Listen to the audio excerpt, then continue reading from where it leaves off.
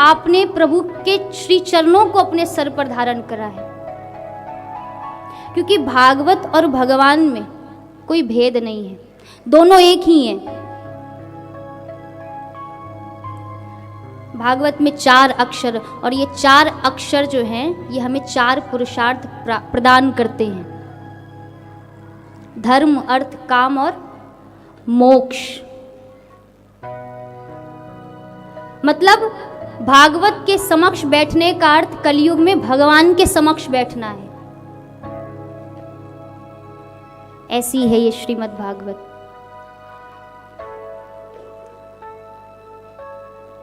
आज प्रथम दिवस की कथा है, और प्रथम दिवस होता है कथा के महत्व का, कि जिसको आप 7 दिन श्रवण करेंगे, उसको श्रवण करने से होगा क्या।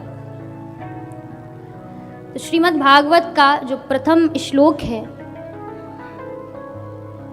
उसको हम सभी गाते हैं, क्योंकि शुभ चीज़ों को जितना गाया जाए और सुना जाए तो कहते हैं सुनने वाले के कान और कहने वाली की जीभा दोनों पवित्र होते हैं। तो उसी परंपरा को निभाते हुए श्रीमद् भागवत का जो प्रथम श्लोक है, भागवत के महत्व का जो प्रथम श्लोक है, उसको हम सभी गाएंगे। सच्चिदानंद रूपाय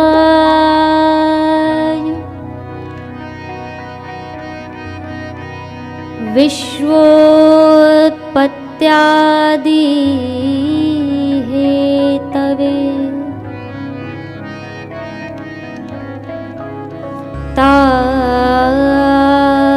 तापत्रय विनाशाय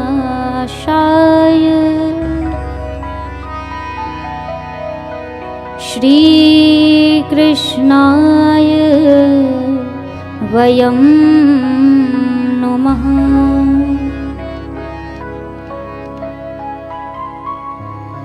श्रीमद् भागवत के महात्म का जो प्रथम श्लोक है वो है सच्चिदानंद रूपाय विश्वोत्पत्त्यादि हेतवे तापत्रय विनाशाय श्री कृष्णाय वयं नुमः। भगवान के 3 स्वरूप बताए गए हैं, सत, चित और आनंद। सत्य क्या है? सत्य कहते हैं सत्य को। सत्य क्या है? सत्य वो होता है जो कभी बदलता नहीं है। हम बदलते हैं, परिवार बदलते हैं, रिश्तेदार बदलते हैं, देश बदलता है, समाज बदलता है, पर जो सत्य है वो कभी नहीं बदलता। सत्य है कौन?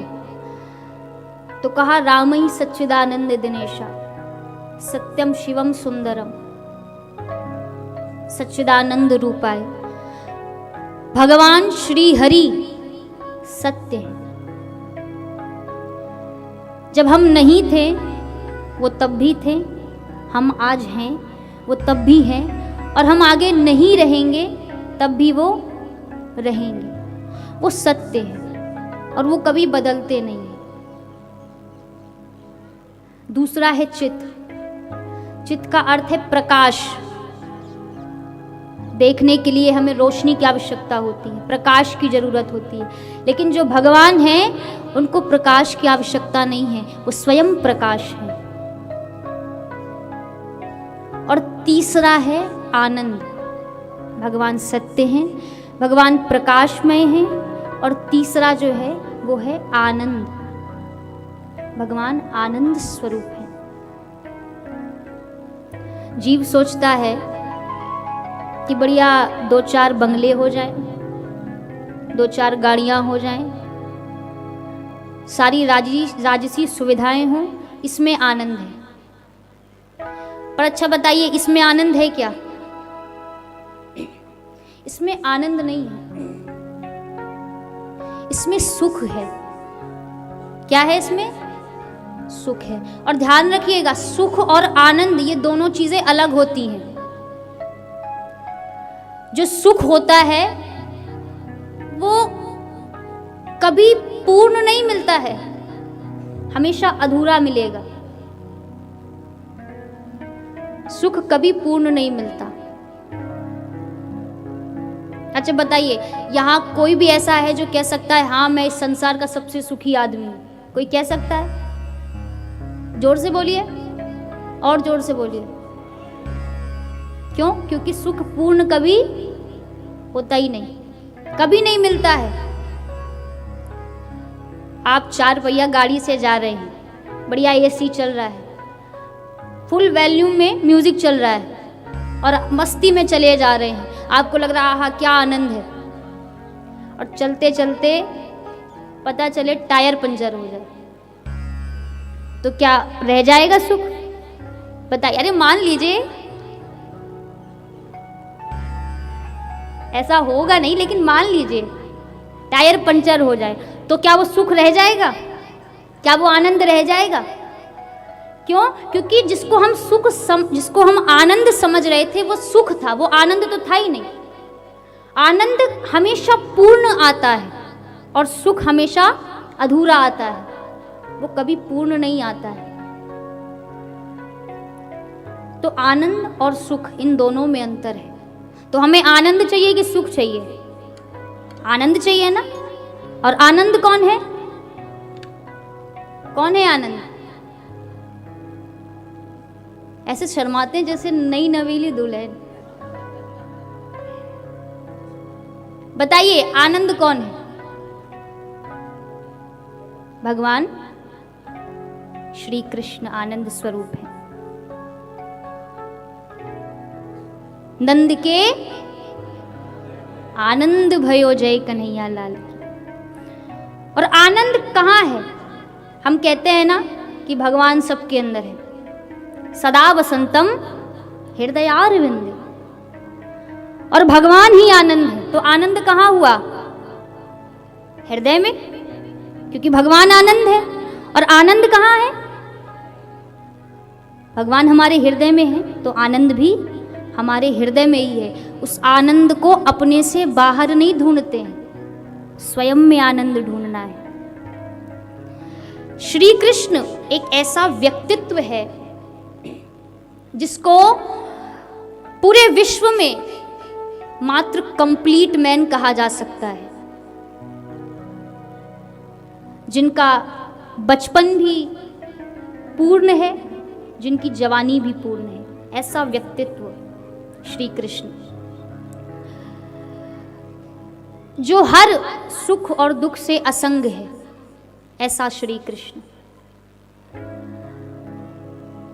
सदा प्रसन्न माधवा भगवान का एक जो लक्षण है वो क्या है? क्या है? सदा प्रसन्न माधवा। भगवान हमेशा मुस्कुराते रहते हैं, चाहे कैसी भी स्थिति हो, सदैव प्रसन्न रहते हैं। निरंतर उनके मुखमंडल पर एक मीठी सी मुस्कान कायम रहती है, और मुस्कान भी कोई ऐसी वैसी नहीं। कौन सी? त्रिभुवन विमोहिता, जो 3 लोक 14 भुवन को विमोहित कर दे, ऐसी मुस्कान, ऐसी प्यारी सी मीठी सी मुस्कान। तेरी मंद मंद मुस्कनिया पे बलिहार सांवरे, बलिहार सांवरे, तेरी मंद मंद मुस्कनिया पे बलिहार सांवरे, बलिहार सांवरे, तेरी मंद मंद मुस्कनिया पे, तेरी मंद मुस्कनिया पे, सभी गाइए।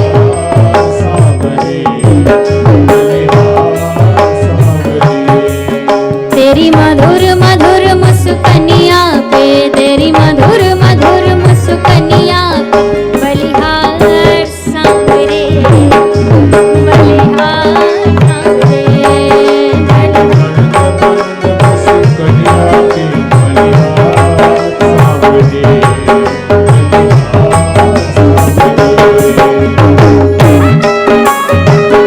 जय हो। सभी तालियों की सेवा करते रहे।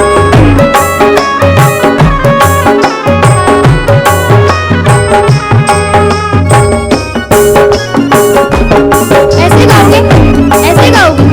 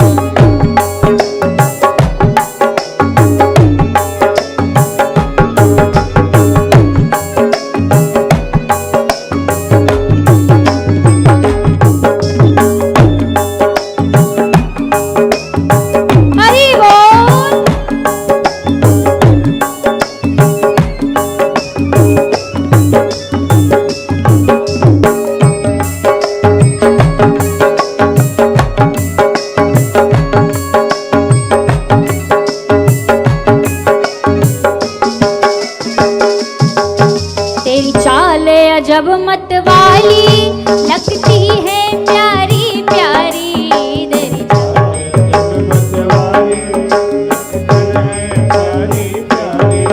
तेरी चाल अजब मत वाली लगती है प्यारी प्यारी तेरी चाल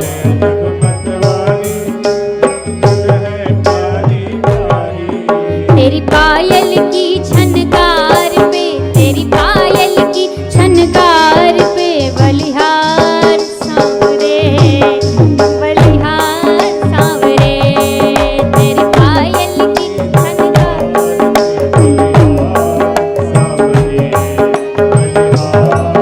जय हो तेरी मंद मंद मुस्कनिया पे तेरी मंद मंद मुस्कनिया पे बलिहार सांवरे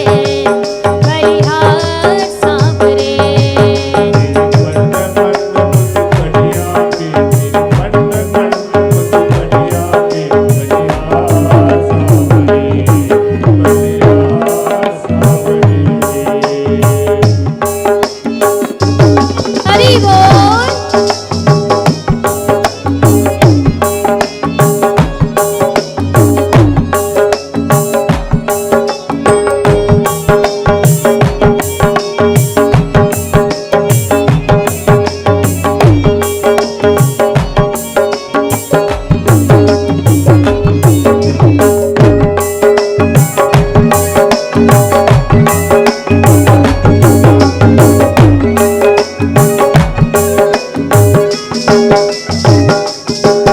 तेरे संग में राधा प्यारी लगती है सबसे न्यारी तेरे संग में राधा प्यारी लगती है सबसे न्यारी तेरे संग में राधा प्यारी लगती है सबसे न्यारी तेरे संग में राधा प्यारी लगती है सबसे न्यारी इस युगल छवि पे मैं इस युगल छवि पे मैं बलिहार।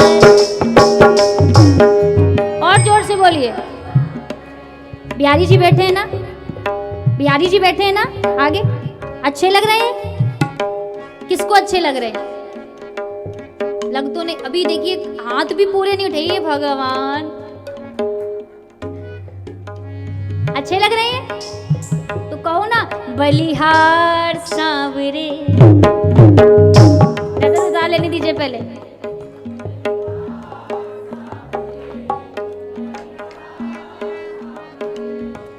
तेरी मंद मंद तेरी मंद मंद बलिहार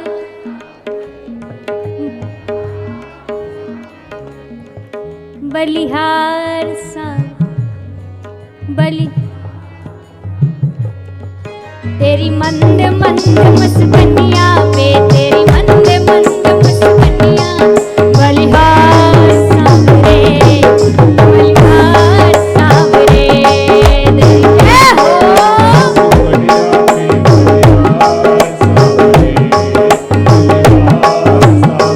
श्री राधे।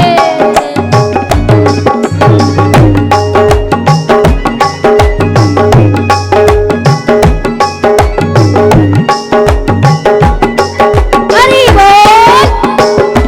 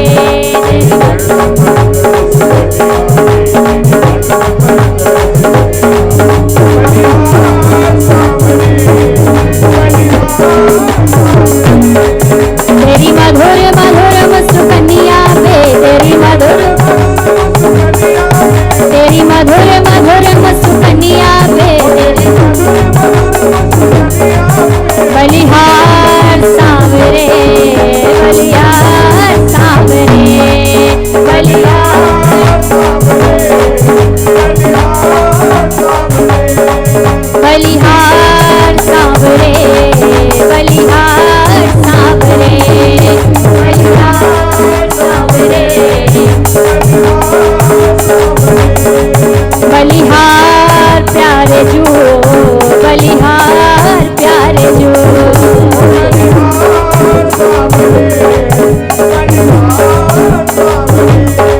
बलिहार सावरे, बलिहार सावरे, तेरी मंद मंद मुस्कुनिया पे, तेरी मंद मंद मुस्कुनिया पे, बलिहार सावरे, बलिहार सावरे, बलिहार सावरे, बलिहार सावरे, बलिहार सावरे, बलिहार सावरे, बलिहार सावरे, बलिहार सावरे, बलिहार सावरे, बलिहार सावरे, बलिहार सावरे, बलिहार सावरे, बलिहार सावरे, बलिहार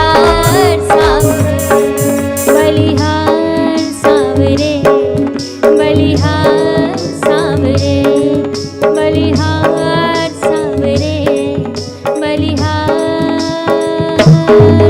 सावरे। वो तेरी मंद मंद मुस्कुनिया पे, तेरी मंद मंद मुस्कुनिया पे, बलिहार सावरे,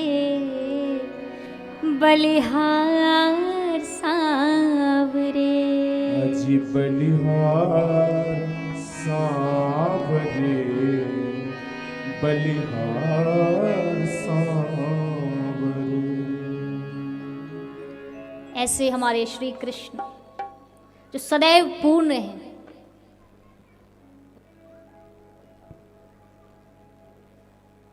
सच्चिदानंद रूप आए, विश्वोत्पत्त्यादि हेतवे, विश्व की उत्पत्ति करने वाले, पालन करने वाले और संहार करने वाले कौन है? श्री कृष्ण परमात्मा है।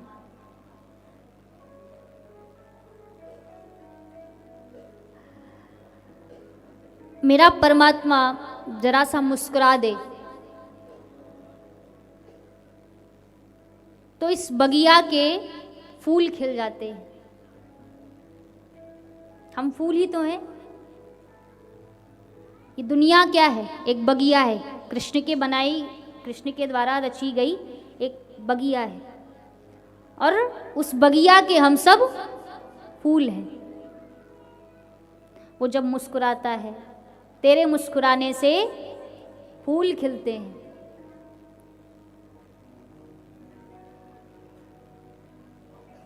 इस संसार में जितनी भी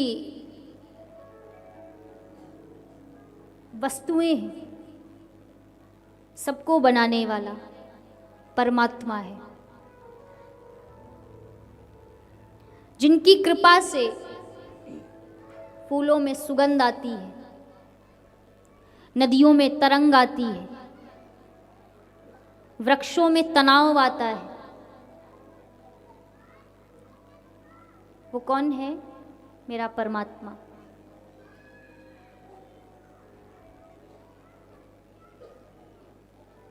अच्छा, आप एक क्यारी बनाओ। क्यारी समझते हो? क्यारी जिसमें पौधे लगाए जाते हैं, क्यारी बना के फिर पौधे लगाए जाते हैं। आप मान लीजिए आपने क्यारी लगाई, उसमें 3 प्रकार के आपने फल लगाए, मिर्च का, गन्ने का और टमाटर का।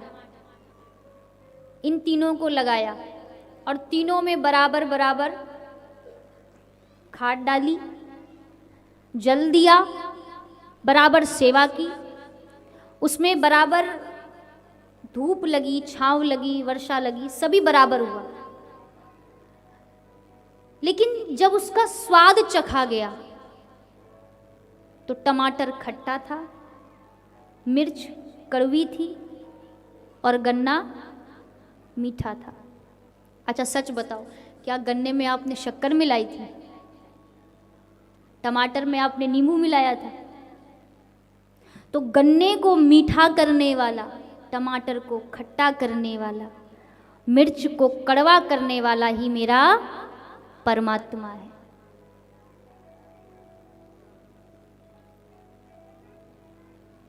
सब कुछ, एक एक चीज, एक एक वृक्ष, एक एक पत्ता उस परमात्मा के द्वारा बनाया गया है। बसा हुआ भगवान सबके मन मंदिर में, सबके मन में है वो, बाहर तो छोड़ो भीतर भी बैठा है। बसा हुआ भगवान सबके मन मंदिर में, सबके मन मंदिर में, हरि का देवस्थान सबके मन मंदिर में, सबके मन मंदिर में।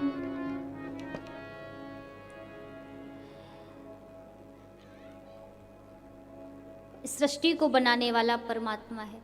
वो जब गंभीर होता है तो इस सृष्टि का पालन होता है। परमात्मा के द्वारा जो बनाई गई दुनिया है, इसमें कोई भूखा नहीं रह सकता। एक छोटा सा बालक भी जब जन्म लेता है तो भगवान उसके भी खाने पीने की व्यवस्था करके ही भेजते हैं। अब जिसका पात्र जितना गहरा होता है, 250 ग्राम का यदि पात्र है तो उसमें 250 ग्राम ही आएगी सामग्री। 200 ग्राम का है तो 200 ग्राम का आएगा। 5 किलो का है तो उसमें 5 किलो की आएगी। मतलब हमारे श्रद्धा का पात्र जितना गहरा होगा, भगवान की कृपा उतनी होगी। हमारे विश्वास का पात्र जितना गहरा होगा, उस परमात्मा की कृपा उतनी होगी।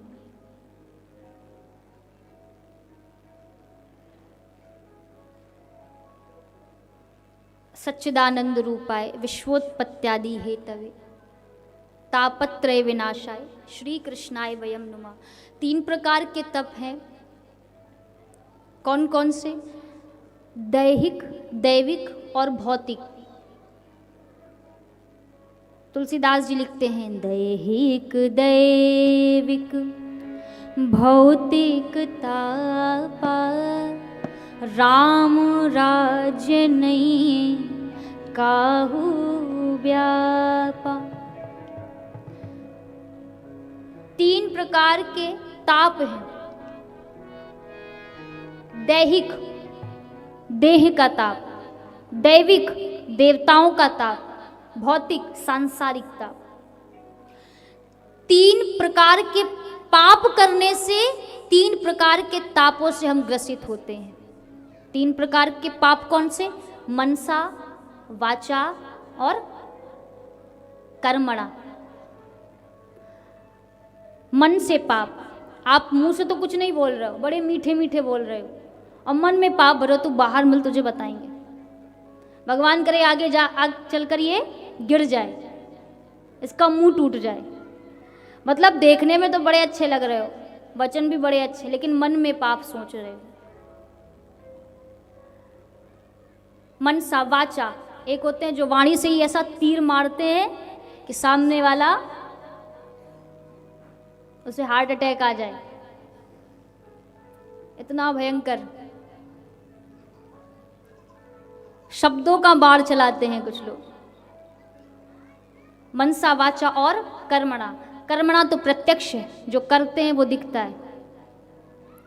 तो इन 3 प्रकार के पापों को जब हम करते हैं तो हमें 3 प्रकार के तापों से ग्रसित होना पड़ता है। कौन से? दैहिक, दैविक और भौतिक ताप। लेकिन इससे बचा कैसे जाए? तो कहा, दैहिक दैविक भौतिक तापा, राम राज्य काहू नहीं व्यापा। श्री राम जी के चरणों में जाने से इन तीनों तापों का नाश होता है।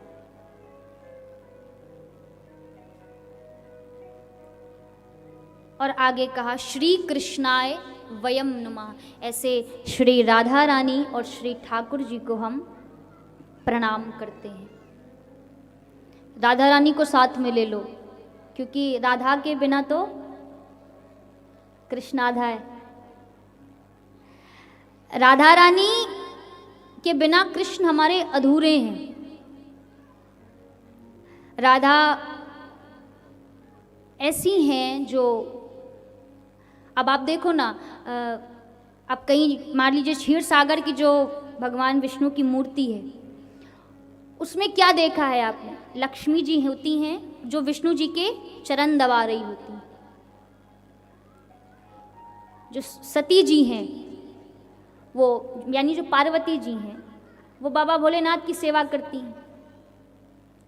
सीता जी राम जी की सेवा करती हैं। लेकिन हमारे कृष्ण ही ऐसे हैं जो श्री राधा रानी के चरण दबाते हैं। बताओ, कहीं ऐसा भगवान देखा है आपने? ऐसा कृष्ण है मेरा, जो परवाह नहीं करता है किसी की। वो प्रेम में डूबे रहते हैं।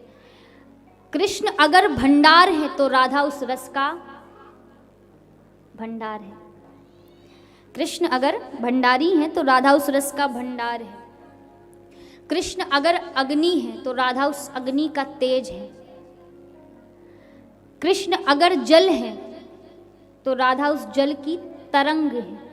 कृष्ण अगर चंद्रमा है तो श्री राधा रानी उस चंद्रमा की चांदनी है। कृष्ण अगर कमल है तो राधा उस कमल की सुगंध है।